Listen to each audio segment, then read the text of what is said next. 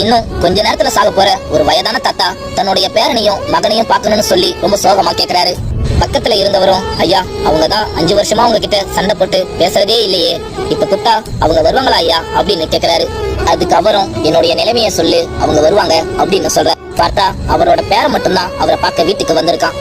ஏன்டா பேரா, இப்ப கூடவா உங்க அப்பாவுக்கு என்ன பார்க்கணும்னு தோணல? 5 வருஷத்துக்கு முன்னாடி அவன் வெளிநாட்டுக்கு போறேன்னு சொல்லி சொத்தெல்லாம் அவன் பேருக்கு மாத்தி எழுதி கொடுக்க சொல்லி சண்டை போட்டான். எங்க சொத்தை நான் அவன் பேருக்கு எழுதி கொடுத்தா அவன் எங்க என்னை விட்டு போயிடுவானோ அப்படின்ற பயத்துலதான் அன்னைக்கு நான் எழுதி கொடுக்க மாட்டேன்னு சொல்லிட்டேன். அவன் அன்னையோட என்கிட்ட பேசுறதையும் பழகுறதையும் நிறுத்தினவன் தான். இன்னும் வரைக்கும் அப்பான்னு ஆசையா கூப்பிட்டதும் இல்ல, வந்து ஒரு எட்டு பாக்குறதும் இல்ல. இந்தாடா பேரா, இந்த பத்திரத்தை உங்க அப்பா கிட்ட போய் கொடு.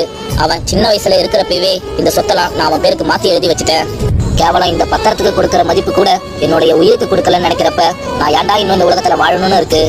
உங்க அப்பாவாவது சந்தோஷமா இருக்கட்டும் அப்படின்னு சொல்லி கண் கலங்கிக்கிட்டே கொடுக்கறாரு. பேரா, உன்கிட்ட கடைசியா நான் ஒண்ணு மட்டும் சொல்லிக்கிறேன், எனக்கு உங்க அப்பா செஞ்ச மாதிரி நீ உங்க அப்பாவுக்கு செஞ்சிடாத அப்படின்னு சொல்லி அவரு இறந்து போயிடுறாரு.